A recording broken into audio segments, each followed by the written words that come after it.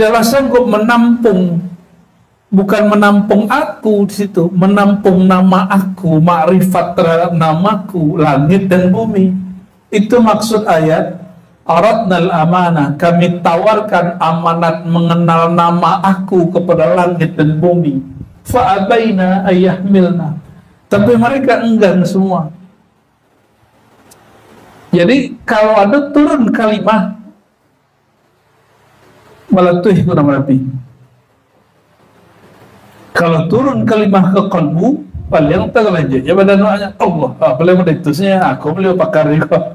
Beliau orang Syatarijo, Syatari masuk mudanya, Asaliyah pakai, kemudian ujung Naqsyabandiyah sama Nia.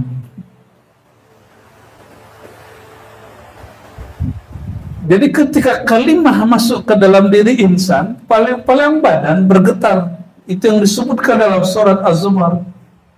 Taqasyairu minhu juludul ladzina yakhshawna rabbahum. Ya, surah Az-Zumar ayat 22, 23, 24 ya. Bukalah surah Az-Zumar itu, surat 39. Bergetar karena kalam Allah, karena kalimatullah, karena nama Allah, karena zikrullah, karena mengenal Allah. Kulit orang beriman cuma bergetar, tidak sampai meledaknya tuh. Canggihnya tubuh manusia tuh. Itulah makna walaqad khalaqnal insana fi ahsani taqwim. Manusia itu susunan struktur dirinya itu secanggih-canggih struktur. Lebih hebat dari semua robot, semua pesawat, semua yang ada di alam semesta. Sampai kini ada teknologi menciptakan rambut ledo, menciptakan gigi ledo yang bisa tumbuh. Nah, ada gigi palsu tidak, tapi gigi asli bisa tak? Jenggot ada pelingwing tempel, tapi yang asli tumbuh tidak bisa. Diciptakan teknologi, ditanam tidak bisa tumbuh. Mesti diambil yang asli dari ciptaan Allah Subhanahu wa Ta'ala. Betul-betul canggih. Jadi satu helai rambut, satu tetes darah, satu sel dalam tubuh itu sangat di situ struktur nama Allah terpancar dalam diri manusia. Kenapa tubuh kita nggak hancur diberi kalimatullah? Sebab nama Allah dipasangkan di dalam tubuh itu. Dan semuanya bermuara pada Ka'bahnya badan bernama qalbu, jantung. Maka berkalamlah para ulama Bakok di Madinah,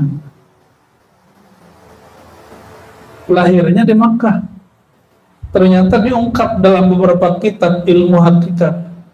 Nabi SAW tubuhnya diambil, ya, Nabi Adam itu sampai turunannya diambil tanahnya dari bahan tanah terbaik di Mekah dan tanah terbaik di Madinah.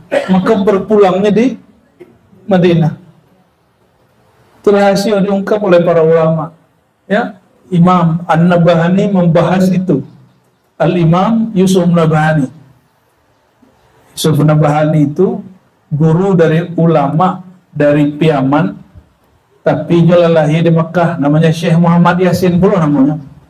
Muhammad Yasin Al-Fadani. Beliau punya guru namanya Syekh Yusuf An-Nabahani Al-Lubnani. Syekh Yusuf An-Nabahani itu menulis kitab Al-Anwar Al-Muhammadiyah. Salah satu yang dia bahas bab itu, bakok tubuh Nabi dikubur di Madinah, lahirnya di Mekah. Itulah rahasionya. Kalau orang suku Tegal itu mungkinnya dulu tubuhnya diambil dari tanah sengketa kali ya. Nauzubillah, subhanallah. Nabi SAW dikubur jasadnya di Madinah, ruhnya masih hidup enggak? Maka ketika dilapor, itu dilapor kepada tubuhnya, dilapor kepada ruhnya. Kini yang hadir kok, sebenarnya yang hadir kok ruh atau jasad? Oleh keduanya. Wah, sangko kok badan saja. Pengantar atau di tepi. Ya, aja sih. Wah, sibuk sado. Mana ada yang nggak sibuk? Ya, kita sibuk saudara. Kau nggak tahu lo bila kemari ni? Ya nggak tahu lo bila kemari ni. Jadi syahidan Nabi menyaksikan waktu beliau hidup dengan jasadnya dengan sekarang itu lebih mudah atau lebih sulit? Kini atau dulu? Lebih mudah dengan ruh atau dengan jasad? Ruh. Maka ijma ulama tariqah, ulama sufi, para aulia jika sudah wafat maka dia memberi syafaat kepada murid lebih mudah daripada dia saat hidup. Sebab jika masih hidup urusannya banyak, apalagi Tuan Syekh Yasin bininya banyak. Syekh Burhanuddin itu bininya banyak, anaknya banyak, muridnya banyak, kerjanya banyak. Ya, maka mereka urusan fisiknya itu kadang-kadang menyita rohaninya. Tapi kalau mereka pada alam rohani, dia total membimbing murid. Dan jika muncul ahli marifat yang baru, itu rohani akan kasih kalam ke muridnya lewat ilham-ilham. Ya, nih sudah muncul yang baru, kalian upgrade ilmunya. Biasanya begitu, ya. Tapi kadang-kadang murid malah tambah fanatis kepada gurunya. Ya. Bapak Ibu, dahulu tahun 90 kalau ingin mengecek joran jarak jauh pakai apa, Pak? Telepon, ya. Mahana. Tahun 2000 masih. Tahun 2011 sudah berubah. Apalagi kini. Kalau kemajuan teknologi zahir sudah secanggih itu, orang bisa mengecek jarak jauh. Masa kecanggihan batin itu tidak bertambah maju? Ya, ziarah ndak dojo rasonya, zikir ndak dojo rasonya, ngaji marifat tambahnya sombongnya, raso ndak do sombong tambah, sombong ndak. Sombong ndak aja Nur Muhammad tuh sombong tinggi. Nauzubillah summa nauzubillah, ya. Inna arsalnaka syahida, kami mengutus engkau sebagai saksi, baik dulu sebelum beliau terlahir jadi Nabi Muhammad ataupun setelah itu lahir ataupun kini. Wa mubasysyira, dan memberi kabar gembira. Bagi ahlullah, mubasysyira itu mendatangi kita di dalam zikir dan mimpi. Itu mubasysyira. Maka mimpi itu disebut mubasyarat. Mubasyarat. Maka mubasysyira itu Nabi memberi kabar gembira dulu waktu hidup atau sampai kini masih berlaku. Maka datanglah orang kepada beliau di zaman beliau hidup, ya Rasulullah, kami bermimpi begini-begini. Apa kata beliau? Ar-ru'ya as-salihah minal mubasyarat. Mimpi yang indah, yang baik itu bertemu orang soleh, nabi yang soleh, bertemu guru yang soleh, orang berilmu, kawan-kawan yang soleh. Itu mubasyarat, itu kabar gembira. Sumbernya dari siapa? Mubasysyira, Nabi Muhammad sang pemberi kabar gembira. Makanya orang kalau mimpi jumpa Rasulullah, jumpa gurunya, girangnya. Apa sebab? Dia dapat kabar gembira. Ingin dapat kabar gembira lewat mimpi nggak Bapak Ibu? Pengen tahu caranya? Tahu? Dua saja. Tidurlah dalam keadaan suci lahir batin. Dan kedua, suci lahir batin itu zahir wa berwudu. Kalau sentuh jos pasangan tidak masalah. Ya. Kalau batin membuang semua sakit hati, iri, dengki, sombong sebelum lo, itu zahir jo batin. Dan kedua, sebelum tidur ungkapkan kalimat kerinduan kepada Rasulullah SAW. Mau mengamalkan enggak? Baca. Ikuti ya. Ya Rasulullah. Ya Sayyidi. Ya Aba Ruhi. Inni uhibbuka ya Rasulullah. Itu bahasa Arabnya. Bahasa Indonesia lah sawahnya. Wahai kekasih Allah, aku cinta kepada engkau. Aku rindu kepada engkau. Bola Rasulullah. Insya Allah satu saat, di saat yang kita tidak tahu, Allah menghadirkan sang pemberi kabar gembira. Rindu bertambah rindu, ketemu dengan yang dirindui. Insya Allah diberi Allah rasa rindu yang tak akan habis. Ya, itu amalan sebelum tidur.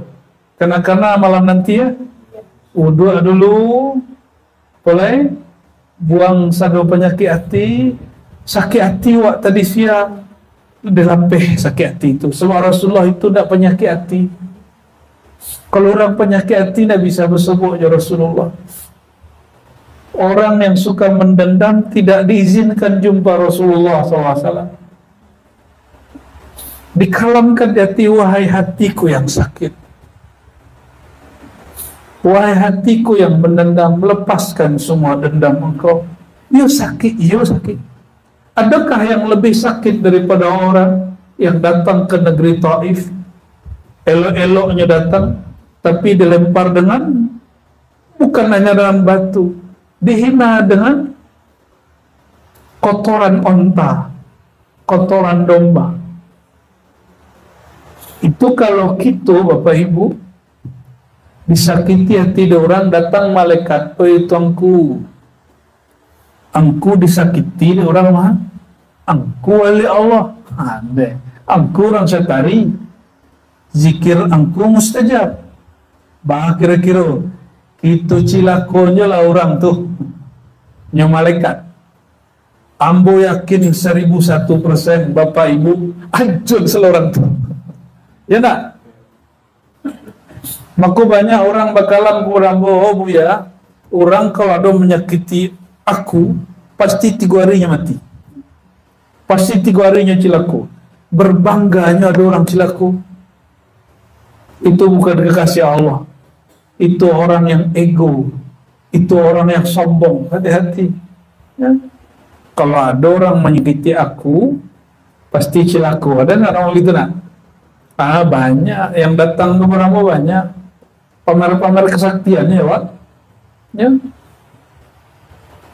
Rasulullah ketika disakiti apa jawabannya? Ya Allah, mereka tidak faham, tidak mengerti siapa aku. Tidak usah dibayangkan, kita madon barale, Pak. Tersinggung seketek deh. De mama, de kemanakan, de tetangga, de saudara, bisa sebulan tak sapu-sapu. Maka kami menikah tak ada beralik lah. Sakti acara mendua tasyakuran beralik, orang betul betengkah. Ya, daripada utangkan usah be. Ya. Adat itu bersandikan sara, bukan bersandi siara. Ikut adat membuat orang bersiara. Tahu bersiara nak? Bercakap, ya, bertangka. Kini adat bersandi siara. Seharusnya adat bersandi. Kalau di dalam syarat, awak disakiti, awak doakan kebaikan orang tu. Itu yang disebut Nur Muhammad tu. Jadi siapakah orang yang fana dalam Nur Muhammad SAW? Orang yang mewarisi sifat Nabi Muhammad SAW. Bukan orang lama ngaji-ngaji tinggi itu, enggak. Lu tentu leh ketingginya kaji tambah sombong. Ya. Ada orang menyakitinya cilaku, tuh kalau ada orang melawan dia kurang tinggi kewalian orang tuanya. Nauzubillah, semua nauzubillah. Bapak Ibu hati-hati, zikir itu senjata, bukan makom. Maka kalau ada orang memakaikan zikirnya untuk membunuh, mati orangnya. Bisa mati, serius. Karena az-zikru silahul mu'minin. Zikir itu senjata orang beriman. Untunglah Bapak Ibu udah jadi nabi kan. Kalau jadi nabi disakiti orang sekitar, hancurkan negeri aku. Tanjung Barat. Tanjung Ampalu. Ala kene Palu, Tanjung Ampalu. Itulah rahasia Sayyidina Muhammad sallallahu alaihi wasallam, mubasysyira. Disakitinya ada orang, beliau tidak merasa sakit hati. Ingin jumpa Rasulullah, jangan penyakit hati. Awala salawat buya, wala zikir buya, kan gitu kecek kawannya. Awala tarikan boleh bayat, bah kau nak sebutnya Nabi itu yo. Nabi itu tidak pernah jauh kepada awak nak jauh Nabi. Kacamata tidak diganti, masih kacamata hitam black. Allahumma salli ala sayyidina Muhammad. Wa nadhira. Rasulullah itu juga memberi peringatan, ya. Tapi peringatan itu dengan sayang, bukan ancamannya itu karena sayang, bukan mengancam itu karena bengis marah. Kalau zaman kini orang mengancam anaknya, memperingati anaknya karenanya marah. Kalau beliau tidak. Itu sebabnya Nabi Muhammad SAW mengatakan, man la'antuhu, siapa yang pernah terlaknat di lisanku, fahiya kaffaratun lahu, maka aku hapus semua kutukanku, dijadikan itu pembersih jiwanya. Bayangkan Nabi Muhammad SAW. Beda dengan Bani Israel. Lu'ina Banu Israel ala lisani Daud. Ya, kalau Bani Israel sudah terlaknat kena lisan Nabi Daud, doa Nabi Daud, dan sampai gini nggak dicabut, senantiasa terlaknat sampai gini. Tapi kalau umat Nabi Muhammad SAW, maka mereka kalau ingin melepas laknat itu, mereka harus jadi umat Nabi Muhammad, harus syahadat mereka kepada Nabi Muhammad SAW. Maka Bani Israel akan dihapus, semua laknat kepada mereka akan dihapus menjadi ummah marhumah, ummah yang disayang, bukan lagi ummah yang terlaknat. Di orang Yahudi itu kalau mau selamatnya syahadatnya, tapi mereka mau syahadatnya tidak banyak. Di Tel Aviv itu ada masjid orang Yahudi, masuk Islam cuma nggak banyak. Mereka lebih banyak yang menjadi orang-orang yang zalim kepada saudara kita di berbagai negeri.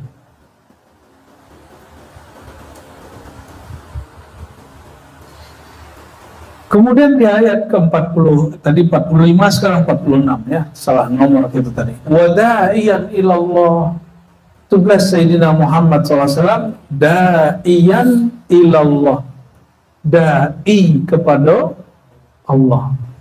Jadi da'i itu artinya apa? Da'i, orang yang menyeru, mengajak, ilallah, kepada Allah, bukan kepada memviralkan dirinya, memasyhurkan dirinya, bukan. Nabi SAW tugasnya memasyhurkan Allah, maka Nabi ikut dimasyhurkan oleh Allah Subhanahu wa ta'ala, karena Allah lah yang maha zahir. Wa da'iyan ilallah biizni, kiranya da'i ilallah kau ada dua, da'i ilallah biizni dan da'i ilallah bi ghairi izni. Da'i yang dapat izin, da'i yang tidak diizinkan oleh Allah. Siapakah da'iyan ilallah biizni? Kalau minta izin, baca atau minta izin, jumpa dengan yang memberi izin, diberikan tanda oleh yang memberi izin, atau dikirimkan tanda oleh yang memberi izin. Nabi Muhammad SAW jumpa dengan Allah yang beri izin dan diberi tanda bahwa ia diizinkan oleh Allah Subhanahu wa ta'ala. Nah, Bapak Ibu yang makan Allah, jadi kalau ingin kita menjadi da'i, jadilah da'i pewaris Nabi. Ambo bertanya, negeri tadi Tanjung Apalu. Kalau kita ke Tanjung Apalu dari Payakumbuh, ndak tahu jo jalan seorang atau ajak orang yang tahu. Ya, kenapa? Awak ke Padang, ya, awak dah tahu Padang yang mako kira tu Padang Sedempuan. Ya, cek ke utara, cek ke barat. Ya. Bah kira-kira, kami pernah begitu dulu. Dia awak menyewa angkot ingin ke Kampung Baduy di Banten. Kecek sopirnya, awak tahu Baduy itu. Naiklah kami. Angkot tuh Masya Allah, harusnya sampai 1 jam, 5 jam kami belum sampai lagi. Lebih lo bensin kawan. Lah mendorong pula kami. Aduh lo penumpang mendorong. Itulah kisahnya tuh. Akhir kami tanya, abang, jadi abang ngerti nggak ini? Enggak bang, aslinya aku nggak tahu bang katanya. Cuma karena kebutuhan hidup bang katanya. Assalamualaikum sudah. Akhirnya kita hubungi yang lain. Jadi kalau tidak tahu jalan ke bersampai, akhirnya orang tuh mengajak kepada. Jadi syarat da'i ilallah, syaratnya bermakrifat, mengenal Allah. Mengaji diri harus tahu dengan diri. Mengaji zikir harus pernah menempuh jalan zikir. Pakai GPS nawa tak tahu, salah juga. Sebanyak aku suruh Syekh Muhammad Yasin namanya mah, yang sezaman dengan Syekh Muhammad Yasin itu ada Syekh Muhammad Yasin di setuju nama Yasin itu tarekat coba lain. Wah itu mengerikan itu Bapak Ibu. Kami datang pertama kali itu segitiga bermuda dijemurkan di situ di negeri adat yang bersandi syarat. Nah, menghina seorang wali Allah penjuang di zaman itu, celana dalam dijemur di kuburan wali Pak. Kalau beraka aja kok kubur, ndak mestinya kubur wali do. Anggaplah kuburan biasa. Pantas ndak? Dan itu melintang, Pak. Masya Allah. Adat Basandi Syarat. Kilonya itu lagu-lagu lama. Kami sedih dengan itu. Ya? Kira-kira yun naik aja emosi aja Pak. Tekan aja tuh naik aja emosi wah. Tapi marah emosiku bukan emosi kebencian, bukan sedih. Apa yang kurang, apa yang salah nih? Kok kubur wali jadikan tempat bukan baju biasa Pak, khusus celana dalam, khusus celana dalam. Ya Allah, ya Allah, ya Allah. Ya, ayahanda kami almarhum nggak pernah ziarah itu marah. Sekali itu marah beliau. Allahumma firlahu warhamhu wa'afihi wa'afanhu. Jadi kalau ingin menjadi dai kepada Allah, mesti tahu jalan kepada Allah. Tahunya jalan ke Tanjung Apalu, tapi tidak tahu jalan berubang. Di buku Alaban itu ada tulisan, selamat datang di negeri wisata, negeri 1000 lubang. Ya, manalah pemerintah selama kini ya? Sebanyak aku kekayaan Sumatera Barat, lah 30 tahun jalan tuh lubang lur. Aku lah negeri bersandi siara, kena. Manalah kerja gubernur kok? Hah? Sampailah ke gubernur tuh, dan usah pilih-pilih.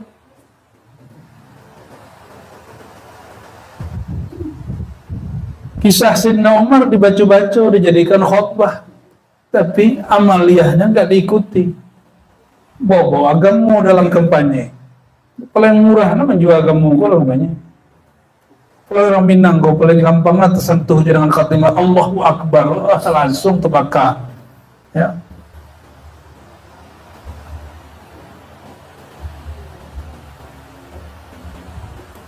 Wada'ian ilallah, ya.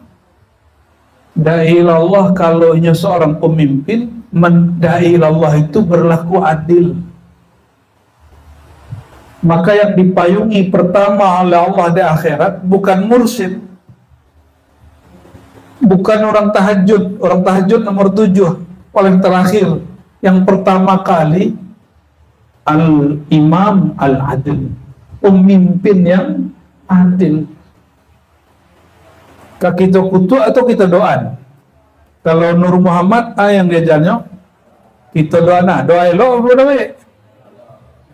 Kita doakan dapat gubernur yang adil. Amin ya rabbal alamin, ya. Kampanye aja deh kok. Lagat-lagat sakit pinggang orang tadi. Tung. Allahu Akbar. Nusantara Indonesia yang dibangga-banggakan, 1000 jalannya, 1000 lubang.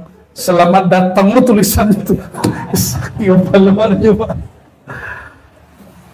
Kalaulah tahu jalan, GPS ada, tapi tidak tahu, tidak pernah ditempuh jalan kau berlubang-lubang, tajun tidak ke dalam jurang. Kelebihan orang yang tahu dengan jalan, lambe-lambe lah Pak sopir. Iyo ada di GPS 1,5 jam, tapi wak sampai pasti 2,5 jam. Apa sebab? Jalan berlubang. Selamat datang di negeri 1000 lubang. Allahu Akbar. Kalau di Banjar itu Bapak Ibu, tambang-tambang itu dipegang oleh anak negeri. Mereka itu tidak hanya memperkaya diri sendiri, dibuatnya jalan untuk jalur truk, dibaguskannya jalan untuk anak negeri. Bukan hanya memperkaya diri, ya. Itu orang Banjar tuh orang paling kaya gini di Indonesia. Semua presiden takluk kepada beliau, ya. Presiden yang belakang-belakang tuh. Nyoba acara undang presiden, langsung presiden datang. Ini lebih kaya daripada presiden. Begitu mereka. Nggak tahu siapa megang tambang itu kan, merusak bumi tapi tidak mencintai orang di bumi. Silakan eksploitasi alam, tapi anak negeri di alam itu kasih fasilitas yang baik. Sepakat enggak? Jadi gubernur lah Pak Sedekori.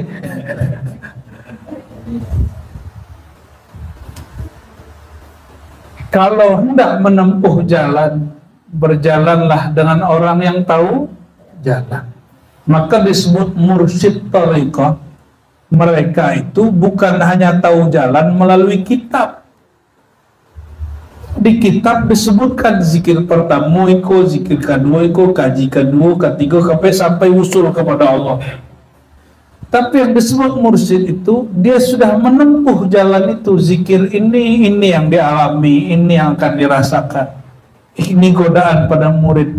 Disinilah murid dapat tergelincir, disinilah murid diberi berkah oleh Allah. Tapi murid tidak boleh berhenti, terus tahunya jalan.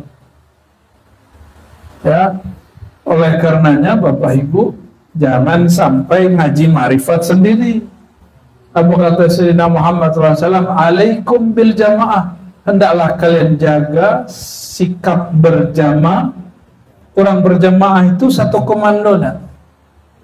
Ya, al-arwah junudun mujannadah, semua ruh itu mesti ada yang mengomandoinya.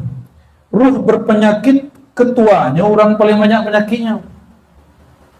Ruh yang durhaka, ketuanya orang yang paling banyak durhaka.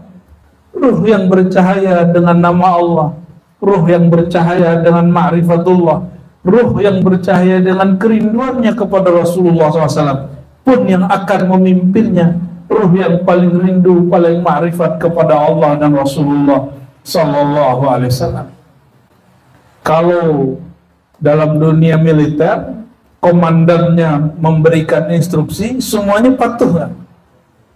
Kalau nggak patuh, dapat sanksi, atau memang bukan bagian daripada anggota.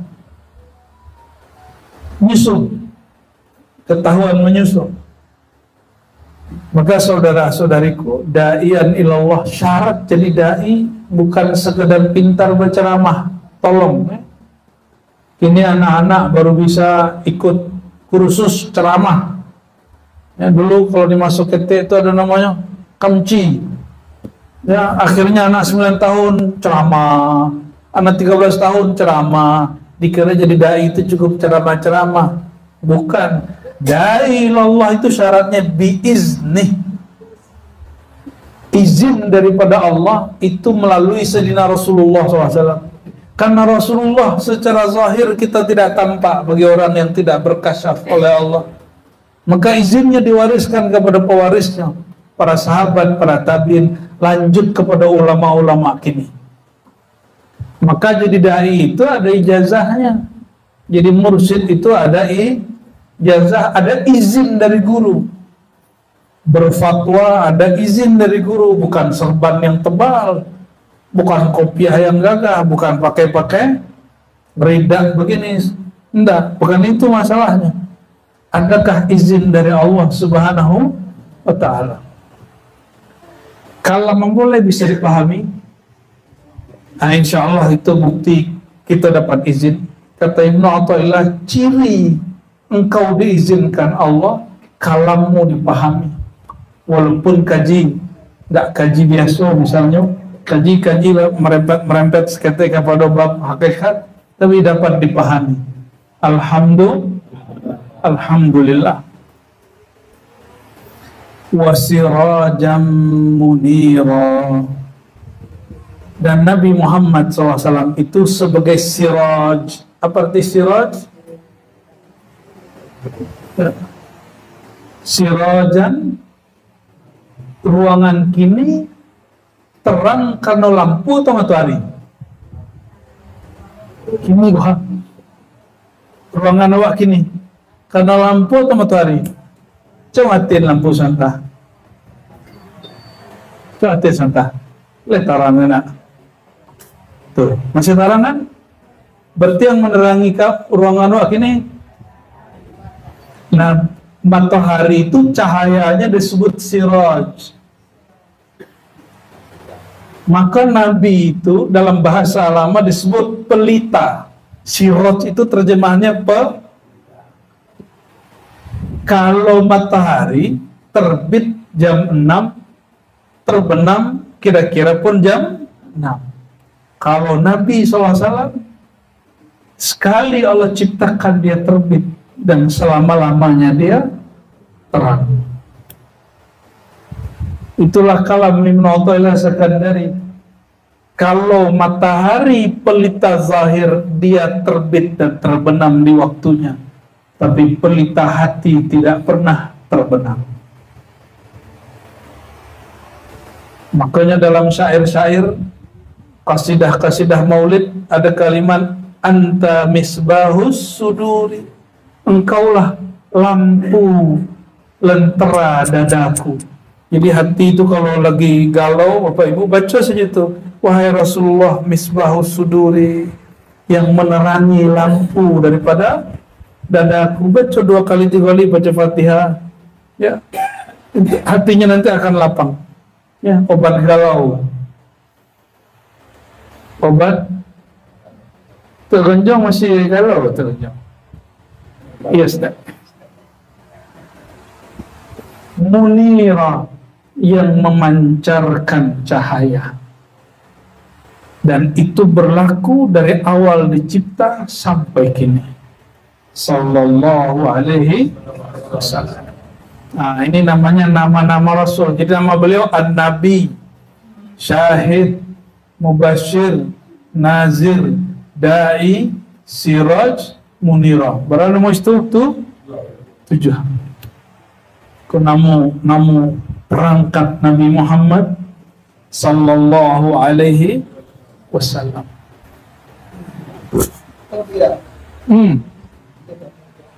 Langsung tanya kali. Lah kata jawab dan bawa. Ah tuh.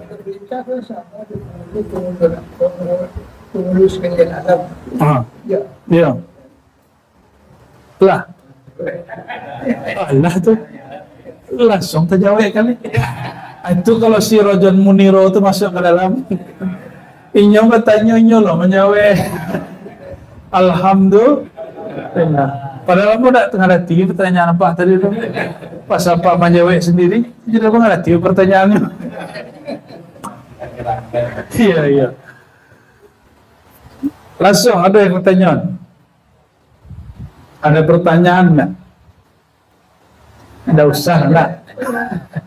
Nah, aku tanya, itu beliau tanya lah. Assalamualaikum.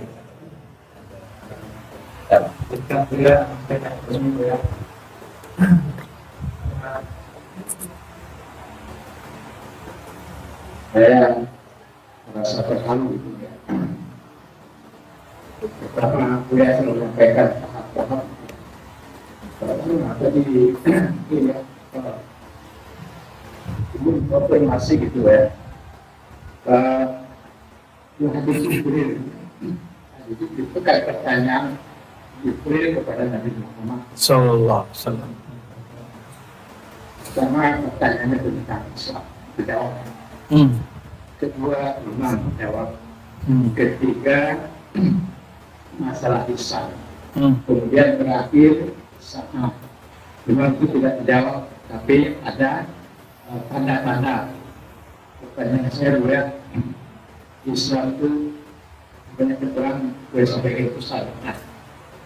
Itu naik ke iman, hakikat, apa namanya ini, yang pemahaman yang mendalam. Di atas itu lagi ihsan. Apakah itu yang disebut maksifat Allah sesuai dengan makam gitu kan? Jadi salah maafkan saya ya kalau memang saya memahami atau mencoba memahami seperti itu. Jadi kalau tidak selesai saya masuk hakikat itu dari masalah. Apalagi sampai ke ihsan. Baik. Terima kasih. Di hadisnya dimulai dengan pertanyaan apakah itu Islam. Jadi suatu kali Jibril berupa seperti Nabi Yusuf dalam rupa Dihya al-Kalbi datang kepada baginda Nabi Muhammad SAW. Apa kata Umar? Itu orang rambutnya sangat hitam, bajunya sangat putih, tidak ada orang yang mengenal dia. Tiba-tiba duduk di depan Nabi Muhammad lalu memanggil ya Muhammad. Ya, mempertemukan lututnya dengan lutut baginda Nabi Muhammad SAW. Ya Muhammad, apa itu Islam? Apa itu iman? Apa itu ihsan? Kapan kiamat? 4 pertanyaan. Lalu dijawab oleh Nabi Muhammad SAW dengan pertanyaan yang kita sebut hari ini rukun Islam, rukun iman, ihsan, dan hari kiamat. Pertanyaannya, apakah dimulai dari syariat dulu atau dimulai dari mana dulu gitu ya? Mungkin maksud pertanyaannya, tapi tolong perhatikan. Nabi awal diutus mengajak sholat atau mengajak mengenal yang disembah? 13 tahun di Mekah, Nabi mengajarkan sholat 5 waktu atau mengajarkan Qul huwallahu ahad?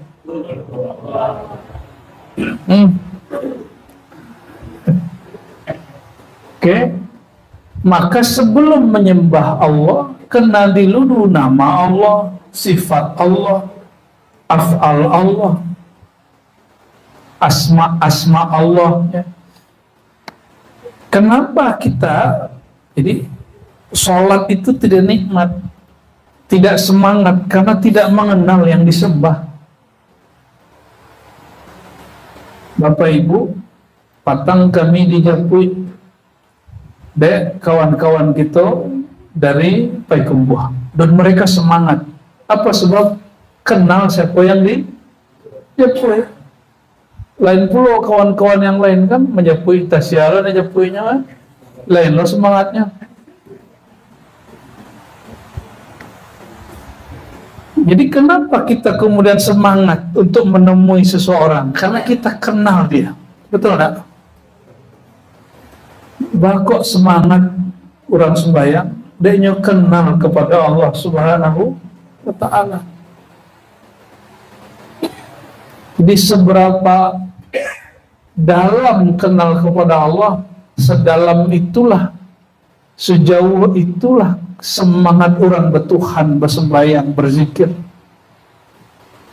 Ya, semoga yang ikut ngaji ini tanda ada kedalaman rindu itu kepada Rasulullah SAW.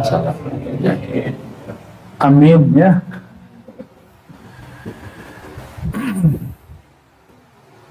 Kata jawab. Jadi dulu makrifat atau dulu syariat? Syariat, tarekat, hakikat, makrifat. Ilmu iman itu ilmu hakikat.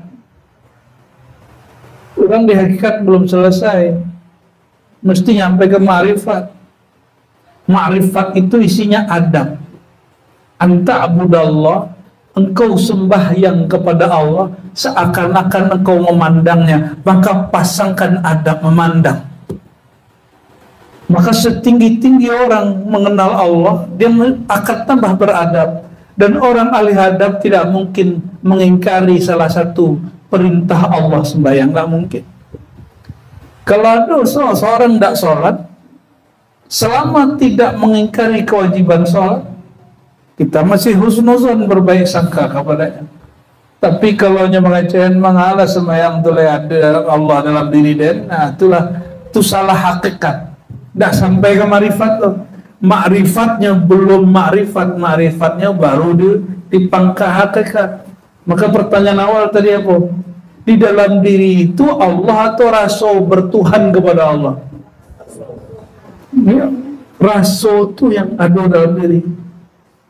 Kalau Allah malah pantas diri yang hinoko menjadi tempat Tuhan. Pantas nak? Tidak pantas. Maka diri yang hinoko, kalau ingin mulia, jadikan dia tempat mengenal Allah. Tadi kalimatnya qalbul mu'min baitullah.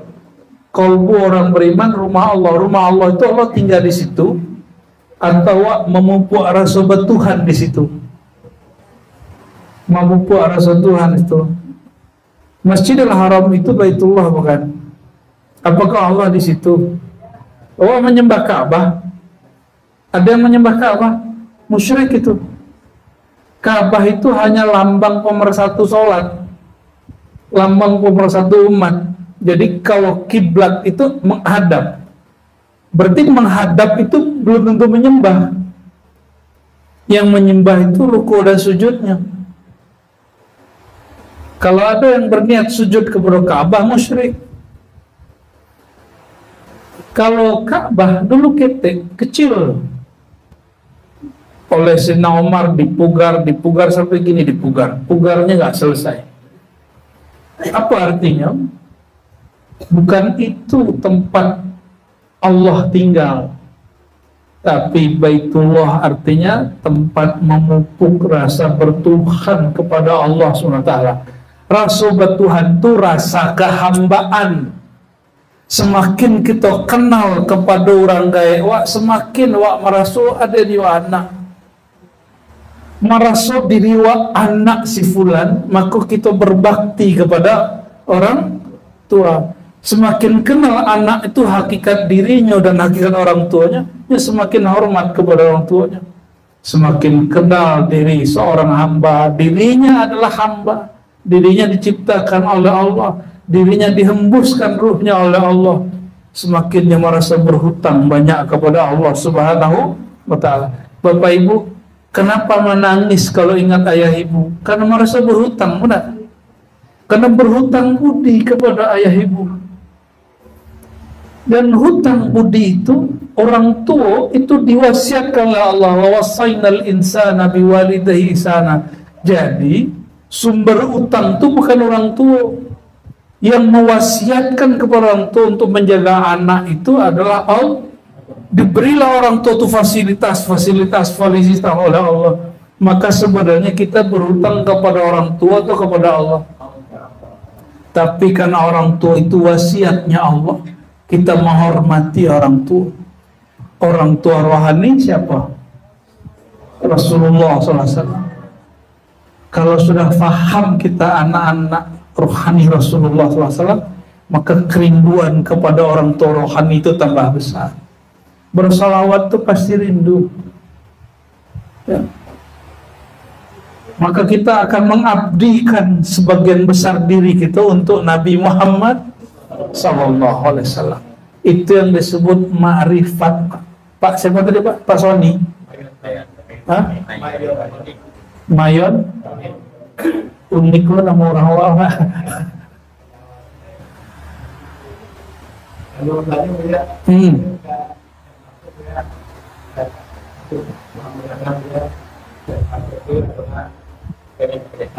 Pertanyaan ada jawab ke Rasulullah dengan Bapak atau Buya sampai ke kajian akhir zaman. Mungkin ada kata-kata itu Buya bisa uraikan. Itulah banyak kajinya di online. Nah, nanti buka aja ada orang kajian Imam Mahdi, kajian hadis Sunan Abu Daud. Jadi kajian tentang akhir zaman itu tidak boleh keluar dari dua hal. Satu hadis Nabi, yang kedua ilham Rabbani yang turun kepada wali. Tapi karena kita kemudian sulit percaya wali, kita pakai hadis Nabi. Dan ada 9 hadis dalam Abu Daud tentang sosok Al-Mahdi. Ya, itu lafaz yang luar biasa. Nanti silakan disimak ulang balik. Ya.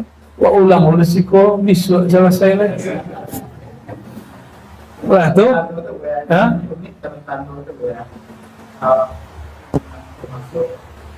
Orang yang berjalan satu dan itu cuma ungkapan-ungkapan majazi. Orang kampung masuk ke gedung, kini masuk ke gedung itu mesti jadi pejabat nak. Antara ri'asya, ya, kamu akan melihat orang-orang pengembala, orang-orang kampung pengembala nyeker, yatatawaluna fil bunyan, bolak-balik masuk ke gedung-gedung. Itu maksudnya apa? Jadi Nabi itu diperjalankan ke akhir zaman dan beliau melihat, oh ternyata yang boleh sekarang masuk istana, mall-mall besar, gedung-gedung besar bukan hanya para raja, orang kampung pun boleh masuk mall. Orang kampung pun boleh masuk ke wilayah-wilayah yang dulu hanya orang kaya. Nabi dapat kalam, maka beliau sebut dengan kalimat paling basic. Jangankan orang kaya, wong cilik, kata orang Jawa, orang biasa boleh masuk ke gedung-gedung mewah. Itu ciri-ciri kiamat sudah dekat. Kini tidak masuknya. Ini masuknya sudah. Ya, semua negeri sudah punya gedung-gedung bagus, mall-mall hebat. Jadi semakin tinggi peradaban, semakin dekat dalam mall ya Pak. Tak boleh dapat apa tidak masuk. Itu maknanya masih banyak. Setiap kalimat itu ada makna-makna tertentu. Sudah Pak? Ya, alai. Kelas tanggal 2 hari. Kami jalan sedikit oleh ambo sembahyang jamak Pak. Jadi tidak ikut sembahyang disikut lah. Ya, apa tanya Pak? Alah, Lun. Telah cukup. Asbul yamin asabul yumna. Barangkali itulah Bapak Ibu, akhirnya sampai hajat kita nak. Katanya ulah. Tadi yang video kan? Oh, betul. Mohon maaf ya. Kami banyak yang masih baru berbaca. Kira-kira baru melangkah pada mungkin dari kecil. Tentu yang belum rasanya belum sampai belum banyak hal katakan. Kira-kira adalah amalan keputusan kita di kesertanian ini jadi mencapai cepatnya ke adalah kemungkinan tingkat pengajaran pola ini kira-kira. Atau jangan ke guru suram kasih apa bayat. Kalau ini masalah kan. Kalau buka lo, abo melanggar SOP mo. Kalau Bapak Ibu sudah bayat kepada seorang syekh, kapan yang lain boleh mengaji, tapi bukan menukuk kaji tarekatnya, hanya kajian keilmuan hakikat boleh ditambah. Tapi kalau Bapak Ibu berzikir bayat, rasul tuh mentok kece orang Jawa, mentok tau gue, rasul kok tertumbuh, tidak ada perkembangan. Maka fa'akthir minas salati wassalami ala habibihil Mustafa. Nah, terbuka aja jadinya. Perbanyaklah salawat kerinduan kepada Rasulullah SAW. Ya, Rasul Tuhan itu tidak ada urusannya dengan bayat. Urusannya maukah menyapa Sayyidina Muhammad SAW. Bahkan mursyid pun kalau kurang sholawat, ya, tidak merasakan kerinduan itu. Yang dilimpahkan seorang guru kepada murid itu sir kerinduannya kepada Nabi. Kalau tidak punya sir kerinduan itu, tidak mungkin ya jadi mursyid. Berarti kalau sudah diangkat beliau jadi mursyid, gurunya memandang ada rohani yang bercahaya di dalam kalbunya. Maka Bapak Ibu, hormatilah guru, percaya kepada guru, baru mengalir keberkahannya. Ya, kalau tidak hormat kepada guru, tidak percaya, tidak trust kepada guru, apa yang akan mengalir? Apalagi nanti kalau kejadian, nah guru itu banyak salahnya. Nampaknya salah guru ini, hati-hati Pak. Selama si murid masih memandang guru itu beraib, ada juga kekurangannya, itu si murid tidak akan merasakan manisnya ilmu guru. Guru itu tidak masuk, tapi syarat seorang murid ayyu azima syekhahu, itu sepakat ahli tafsir, ahli hadis, ahli fikih, ahli tarekat, ijma, mentakzimi gurunya. Dengan segala kekurangan guru itu kita takzimi. Asbab apa? Sir di dalam dirinya bukan sir yang kurang itu, tapi sir Nabi Muhammad SAW. Masih ingat nggak di film-film kolosal itu kalau ada utusan bawa surat dari kaisar, ketika dibaca semua orang tunduk nggak? Bukan tunduk kepada si yang bawa, tapi tunduk kepada pengirim surat. Kalau tidak bisa menghormati guru, zahirnya hormatilah sir yang Allah titipkan kepada guru, yaitu sir ilmu mengenal Nabi Allah, mengenal Allah Subhanahu wa Ta'ala. Salah nampak juga kesalahan guru, tidak akan bisa menikmati ma'rifatullah. Abuya itu ya hebat, tapi batapi juga guru itu. Atau canggihnya orang di negari adat bahasa Nisara. Mohon maaf Pak, mau labarala mau berguru di Minangkabau. Setiap bersobok jo murid lala mula tulah sekian tahunnya bersobok. Selalu itu katanya.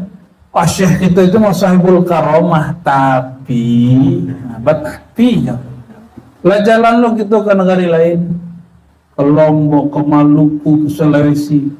Hampir semua yang membuat si murid tidak usul kepada Allah karena bergurunya bertapi. Gurunya masih pakai tapi, ya sudah, itulah jatahku. Tapi itu yang tapi sampai ya nggak bisa katakan, paham ya? Itu yang dari luar secara ngaji adab. Kalau untuk ketarikotan, ambil kepada guru, ya, bantulah. Kalau ada masalah ini tinggalnya surang, bantulah guru itu. Tinggal seguru tuh, ya. Ada masalah hukum, guru carikan pengacara. Ada masalah rezeki, guru carikan nyawiti, ya. Kok surang lu carikan bini, ya. Kok nak berumahnya buen rumah, indak bersuraunya buen surau, indak berpitinya. Yang penting beliau nyaman mengajar sir ma'rifah tuh. Maka orang-orang itu disebut khadam-khadam Rasulullah melalui gurunya. Itulah amalan Sayyidina Abu Bakar, Sayyidina Umar, Sayyidina Utsman. Ketika Nabi nampak adanya susah, dibantunya. Nabi itu jarang memikirkan diri sendiri. Nabi itu mikirin umat. Maka Nabi itu menikah, Nabi itu makan, minum, itu cuma hiburan sedikit untuk Nabi Muhammad SAW. Maka Abu Bakar itu tidak tega memandang Nabi. Tanggungan Nabi itu banyak. Ya, tapi jangan sampai mursyid-mursyid lah tahu lo ada murid-murid itu dieksploitasi lo muridnya kan. Itu kalam kami juga sama guru itu udah urusan bapak ibu itu dong. Ya, jangan lupa urus lo mursyid-mursyid itu. Yang mengurus mursyid para mursyid bukan murid. Ya. Awalnya mengurus mursyid itu dia mursyid, Pak. Awalnya dia syekh. Tentu dia syekh makomah. Apalagi do murid bekalam si anu itu makomnya si Nana, aneh itu lebih tinggi. Berarti murid kau lebih tinggi pada dua syekh tuh. Nauzubillah, semua nauzubillah. Allah Pak, lah sampai hajat. Allah tuh. Lange lagi. Ada banyak orang mengartikan grup itu yang melepaskan dunia. Bagaimana kira-kira dengan itu? Betul itu Pak. Melepaskan dunia dari dari tempat mengingat Allah. Tempat Allah di mana? Kolbu. Masjid surau ku pantas nggak gitu di dalamku membicarakan kredit. Makanya makruh mengumumkan barang hilang di masjid di surau. Apalagi Baitullah hakiki di dalamku. Haram hukumnya membawa namo dunia ke dalamku. Membawa oto, hutang, masalah rumah tangga. Tidak boleh. Masalah rumah tangga di kepala. Masalah dompet cuk di kepala. Di kolbu itu mengenal yang mengurusi rahmat.